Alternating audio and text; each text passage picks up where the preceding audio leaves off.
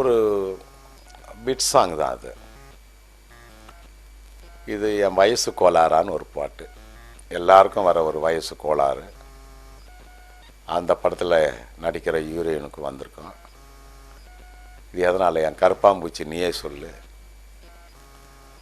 என் வீட்டு பூனைக்குட்டி நீ சொல்லு, இது என்ன வயசு கோளாறா? கூவங்கரையோரமான்னு சிட்டியோட வார்த்தையை வச்சு, சென்னையோட புழக்கத்தில் இருக்கும் வார்த்தைகளை வச்சு கவிஞர் நல்லா அற்புதமாக எழுதியிருக்காரு. இது 4 பாட்டும் கம்போஸ் பண்ணுறது நான் ஒரு 1 ஹவரில் ஒரு பாட்டு இல்லை ½ அன் ஹவரில் பாட்டு பண்ண பாடல்கள்லாம் இருக்குது. ஆனால் நம்ம ரவி அவர்கள் டைரக்டர், அவரை சாதாரணமாக திருப்தி பண்ண முடியல. நாங்களும் விடலை.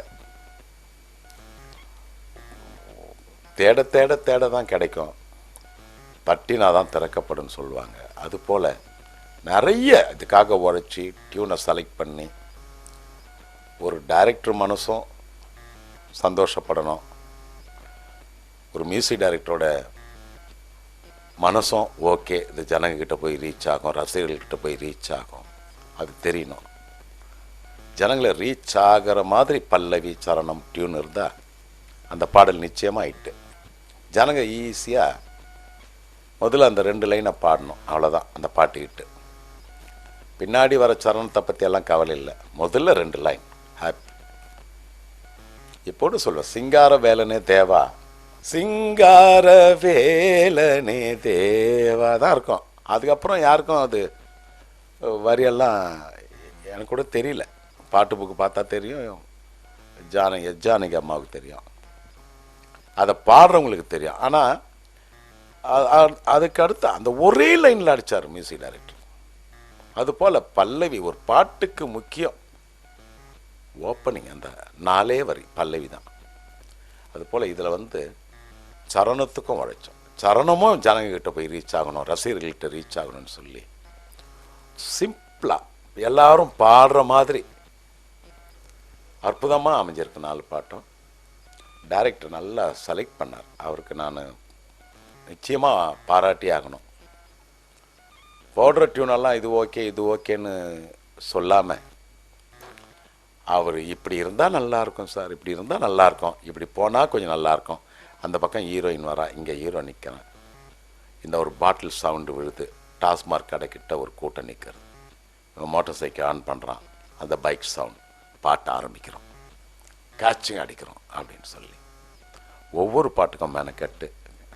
எல்லா தொழிலும் கஷ்டப்படுற தொழில் தான். ஆனால் நம்ம என்ன ப்ரொஃபஷனில் இருக்கோமோ அந்த தொழிலை நம்ம லவ் பண்ணாவே நம்ம முன்னுக்கு வந்துடலாம். அதுதான் இஷ்டப்பட்டு கஷ்டப்படுறது. அதுபோல் இந்த டைரக்டர் நானும் நல்லா இந்த பாட்டை நல்ல முயற்சி பண்ணி மெட்ராஸ் மேம்போ ஸ்டைல்னு சொல்லி அந்த ரூட்டை கண்டுபிடிச்சி அது அப்படி பண்ணியிருக்கோம், உழைச்சிருக்கோம், ட்ரை பண்ணியிருக்கோம். பாடல் ஹிட்டாகிறது ஹிட்டாகாதது அது ரசிகர் மத்தியில் தான் இருக்குது. ரசிகர்களுக்கு என்ன பிடிக்குமோ அதை கொடுத்துருக்கோம், ட்ரை பண்ணியிருக்கோம். அதே போல் இந்த படத்தை யாஷ் ஆட்ஸ், அதாவது ரவி அவர்களே ப்ரொடியூசர், டைரக்டர் தான் ப்ரொடியூசர், இணை தயாரிப்பாளர் ராஜு அவர்கள் எதுக்குமே தயங்க மாட்டாங்க. எனக்கு இந்த இன்ஸ்ட்ருமெண்ட் வேணும்னா போடுங்க சார், பாட்டு நல்லா வரணும் சார், எனக்கு இது இப்படி இருந்தால் நல்லாயிருக்கும், இந்த சிங்கர் இருந்தால் நல்லாயிருக்கும், ஓகே சார்.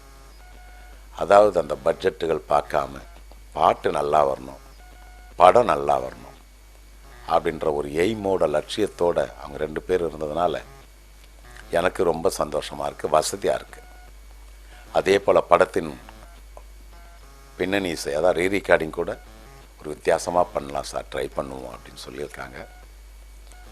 நானும் பண்ணால் நல்லது. எப்போவுமே ஒரு வித்தியாசங்கள் தான் ஒருத்தரை மேலே தூக்கிக்கொண்டு முன்னுக்கு வர வைக்கிறது. அதுபோல் இப்போது நான் டம்மி டப்பாஸ்க்காக அந்த படம்லாம் ஹிட்டாகணும், படம் ஹிட்டாகணும்னு சொல்லி எல்லாரும் ஒன்று சேர்ந்து உழைச்சிட்ருக்கோம்.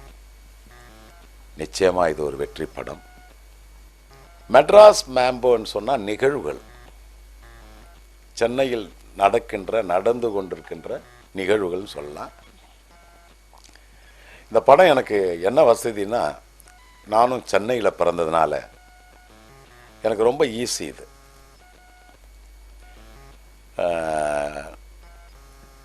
சென்னை எங்களுக்கெல்லாம் அன்னைன்னு சொல்கிற மாதிரி இந்த படம் அந்த மேம்பு ஸ்டைல் நிகழ்வுகள்லாம் வச்சு பண்ணியிருக்கோம். நல்லா வந்திருக்கு. நிச்சயமாக இது ஒரு வெற்றி படம், வெள்ளி விழா படம். ஒர்க் பண்ணுற கலைஞர்கள், ஆர்டிஸ்ட்டு, டெக்னீஷியன்லாம் எல்லாமே நான் சொல்கிற மாதிரி உழைச்சிட்டு இருக்கோம். இந்த படம் வெற்றி அடைய